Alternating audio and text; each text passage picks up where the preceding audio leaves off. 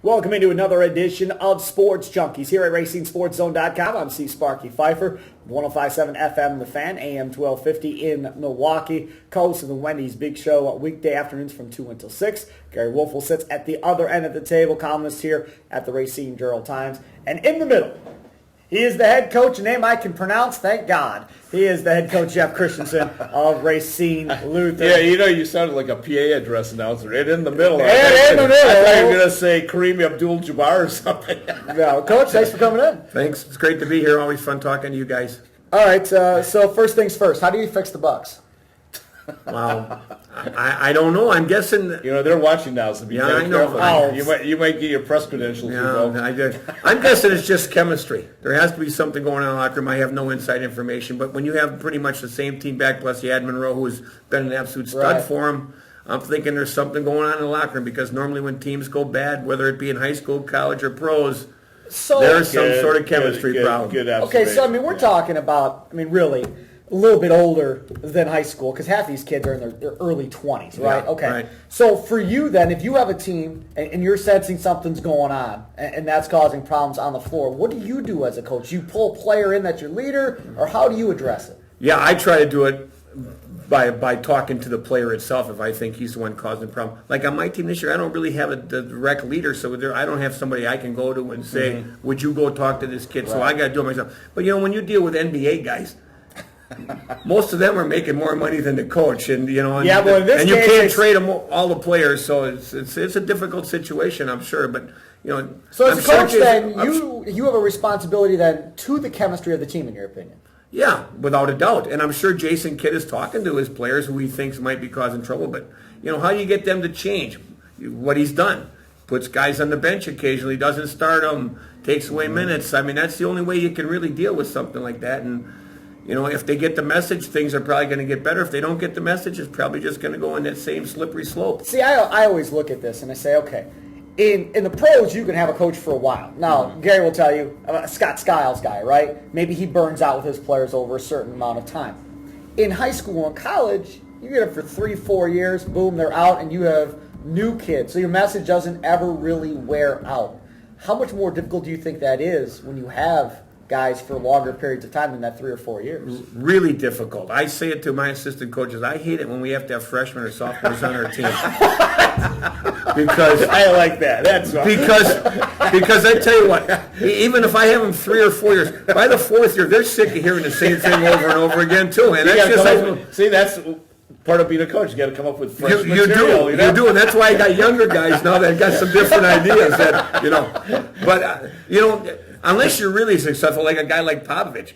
I read the other day that the guy that he gets on the most on their whole team is Tim Duncan. Right. And I'm like, this may be the most fundamentally sound big man I've ever seen in NBA basketball. And they say he gets on him the most. Well, he gets on him the most because he knows Duncan can take it. And if he's on him, the other players are like, well, he's screaming at Duncan all the time in practice. I guess I can take it to him. That's pretty good that he can do that. But there's not many Popoviches around. Do you have one player that you go to as your, quote, team leader? And then not this year. Not this year. But do you try to do that on an annual basis?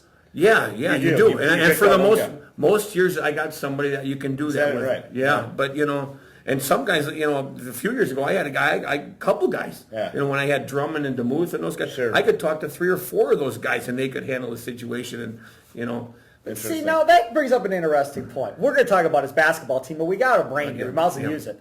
Because normally it's just Gery and I. But there's no brains. Right. Yeah. So this brings up an interesting point, because I've always said that, going back to the NBA, NFL, MLB, a lot of people will say, well, the best player has to be your leader. But not every person is cut out to be a leader. A lot of people, some guys are just quiet, aren't really leaders. They just want to play their sport and go home and be done with it. It's hard to try and make somebody into being that leader if they just don't have those traits. I agree with you 100%. You can, I'm one of these guys that think leaders are kind of born, not made. I agree.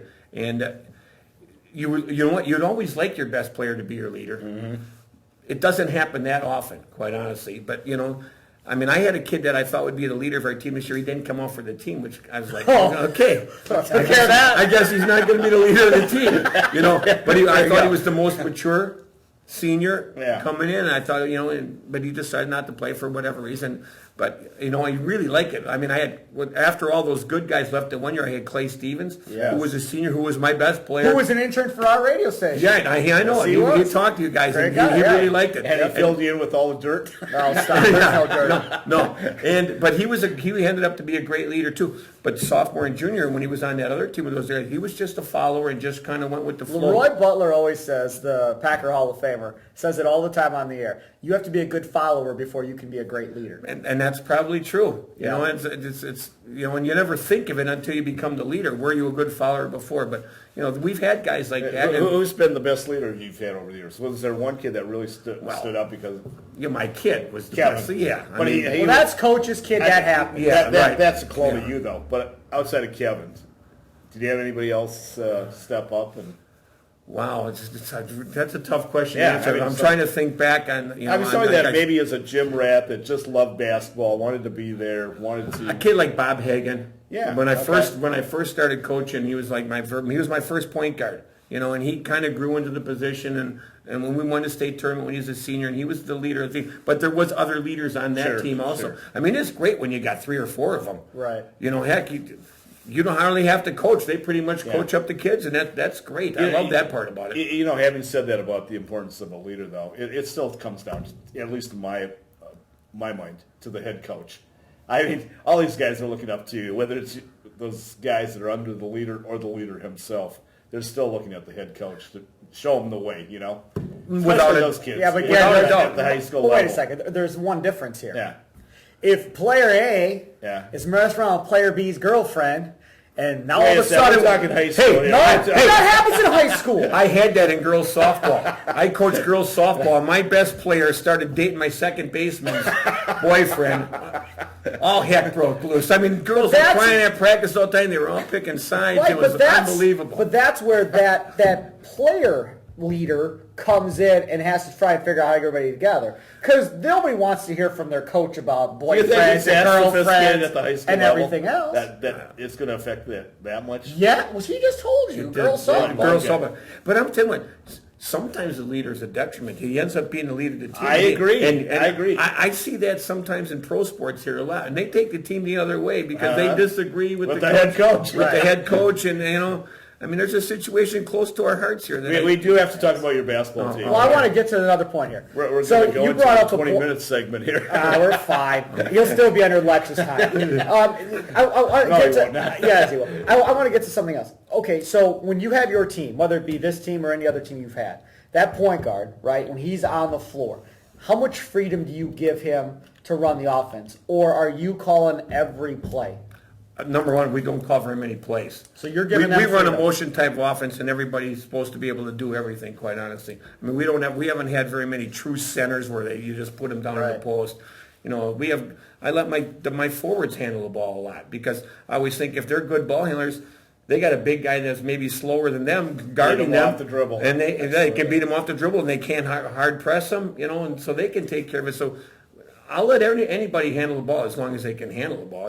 So with this motion offense, is it pretty much an equal opportunity offense? Without a doubt. Okay. I mean, I wish every kid could have 10 or 12 shots a game. See, this is like the Bucks offense. But when you have star players, don't you then have to run some offense for the star players? Oh, we do. So then you do have some sets where you we have different plays pretty much for 4 or 5 different people. Right. Because we know that this is their strength. If a kid's got a really good outside shot at some point, we'll run double screens or staggered screens for him. like to try Clay to get, Stevens. Yeah, for like a Clay Stevens to try to get him open and shots like that. If we have a guy that's good at the pick and roll, we'll try to run the pick and roll with those 2 kids. Do you have any time to hook up with Jason Kidd? Talk to Jason. Oh, they go golfing every day. Good. Okay, good. But if he wants to, how to get you borrow the ball, please. That would be great. I'm not so sure he's happy with his point guards.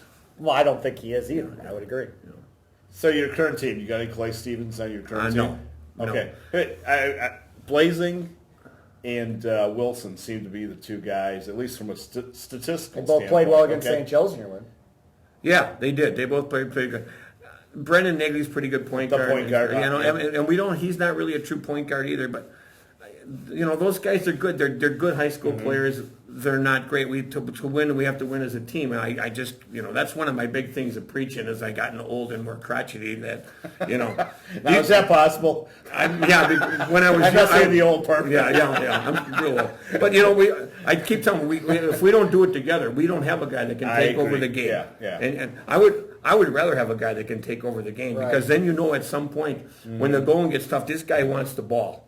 He's going to try to make a play. Is he going to make the play great all the time? Probably not. But at least he's confident enough that he's willing to do it and go for it. So, I like those guys. So what do you like about your team right now? What's really stood out so we're far? we're really good defensively. Even though we gave up a bunch of points to St. Joe's the other night, most of them were because we turned it over in the backcourt against their pressure. Well, it's pretty easy to steal the ball and make layups. So we weren't in our half-court defense, but our half-court defense is really good. And getting better. I got a couple sophomores that are learning the system and are starting to play better. So when you say your point guard's not a true point guard, right? Right. John Hammond has always said for years that you are what you can defend. That's kind of how he sets up his positions. How do you set up your positions as far as who plays where? Because when you got guys similar in size, how do you determine who plays what? Well, I'll let my bigs guard a guard sometimes. I mean, we do a lot of different stuff. Everybody thinks we do exactly the same thing. There'll be games where we'll try to take the other team's best player completely out of the game. We'll let him bring it up. Like we're not in boxing one or anything like that. But, if he brings up and he passes the ball, then maybe we'll face guard that guy to try not let him get it back. Sure. But on our team, there's not a whole lot of size difference. I think my smallest guy that plays is about 5'10", and the biggest is 6'2". Oh, wow. So you're pretty much intermesh anybody there, and it works out pretty good for us. But, and Wilson and Blazin are two of our better defenders, quite honestly. Sure. So it's not bad. How good is this conference with St. Cat's being down? Well, the conference is still good, but I don't know if the elite teams are as elite as they were before. Because Diamond Stone's gone from Whitefish straight to Major. But they're still very good, right? Yeah, we play them Friday, and we'll find out more about it. I mean, St. Joe's is those two guards, Johns and Brown, the freshman and junior, are really, really good players. I mean, the freshman I heard is a special player. He's going to be. Yeah. I mean, Johns is better than he is now. Okay. But eventually, maybe Brown will be better. But you get two guys like that. They can cure a lot of ills. Not only that, they're both aggressive as heck on defense. Mm-hmm. So they get steals and they do a lot of stuff. And while Shoreland had a kid, but now he's broke his thumb and he's out. He was a pretty special player too. He's going to Bemidji State, I think, on a scholarship. But there's not a whole lot of superstars in our conference. Just pretty good team. But you're 2 points from being 4-0, right? Didn't you? How much? Well, we lost by 4 to the other night. 4 points. Okay. Yeah.